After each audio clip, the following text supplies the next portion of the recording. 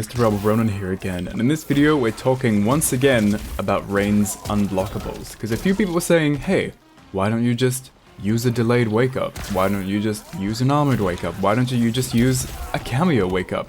Which are valid points, but as easy it is to choose to delayed wake up, it is equally easy for Rain to go for a slightly different option that beats those different wake up options. So we're going to talk about that.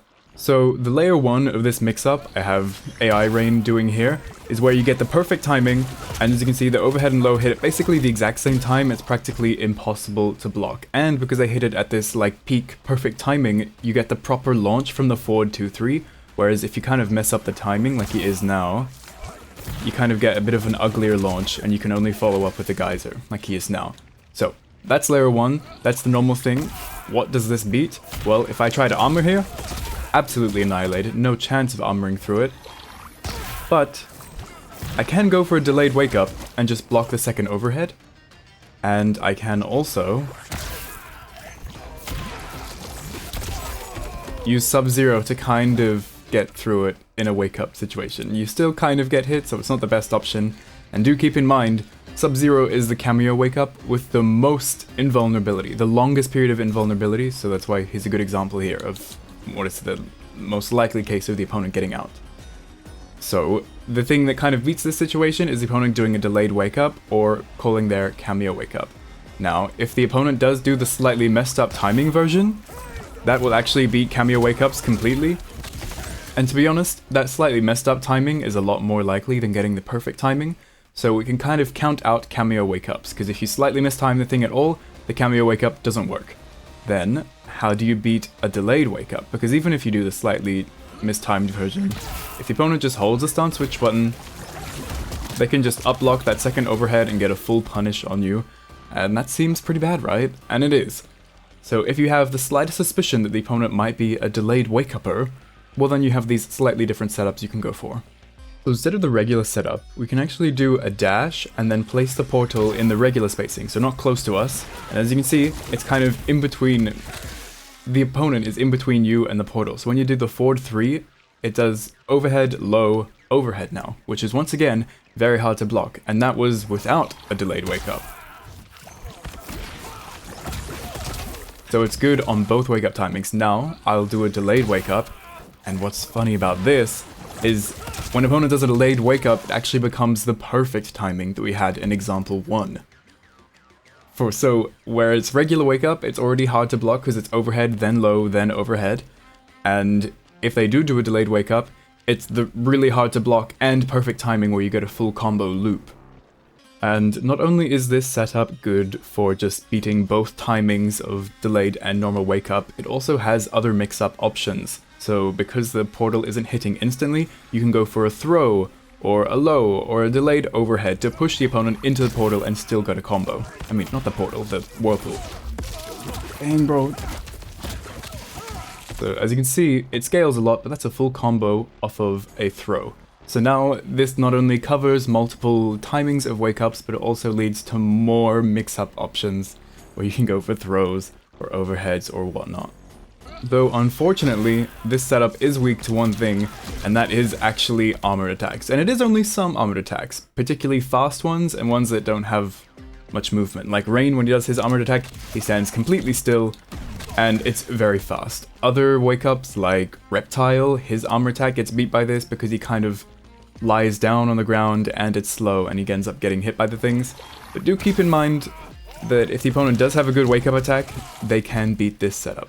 So you use this one more if you think the opponent is a delayed wake-up lover or they have a bad wake-up attack.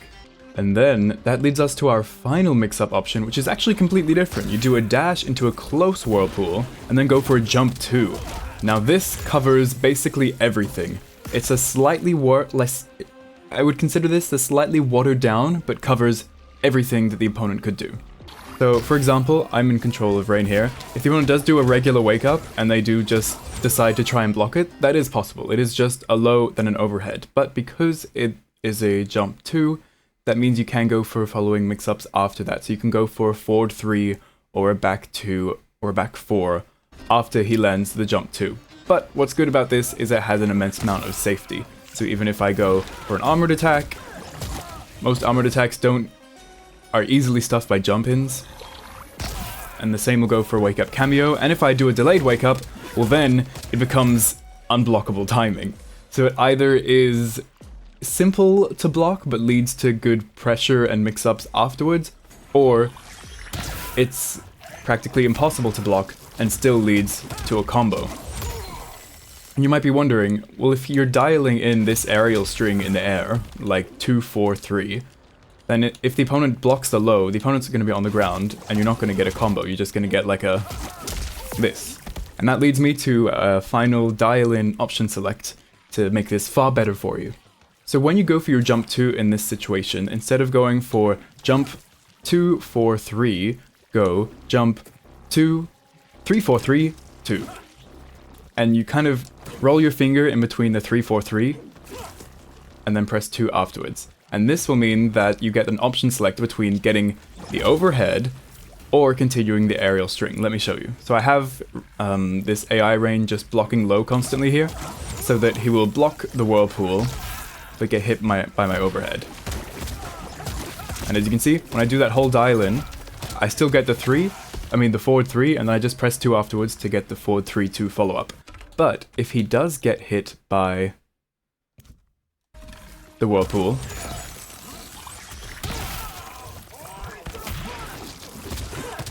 I'll continue the aerial string, and I'm allowed to continue the combo. So it's the pure essence of an option select, where if you just dial in that whole string, if the opponent is grounded, you will get a forward 3 for either a combo or a mix-up into the overhead, or if they do get hit by the whirlpool, then once you've dialed in the 2, 3, 4, the 4 will cancel and you'll do the aerial string, and the aerial string goes into a juggle and you can re-loop it. So this is honestly probably my favorite option for Rain, outside of going for the perfect timing setups, because this covers anything the opponent can do. If they delay Wake Up, if they go for armor, if they go for cameo Wake Up, it's gonna work. It'll either hit them and you get to go for a full combo and re-loop it, or they will either block the low and get hit by the overhead, the jump 2, and if they do, then you get to re-loop it super easily into your forward 3, or even if they somehow manage to block both of them without a delayed Wake Up, then you still are going for a jump 2, which you can mix up into a back 2 for a low, or back 3 for a safe low, or, you know, a forward 3 for a safe overhead. It's just Mix-Up City, and it is really safe, and what's really good about this is it can be done from anywhere if you think about it.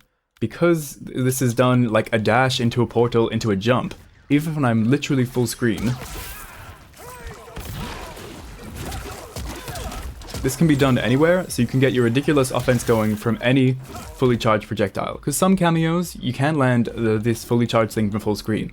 Like if I throw this out and maybe a Kano knife or striker grenade toss hits the opponent and I get a fully charged projectile from full screen, usually I don't get much. But with this setup, I just do a dash into a whirlpool, into this stuff, and it can happen from literally anywhere, and now your offense is going hard.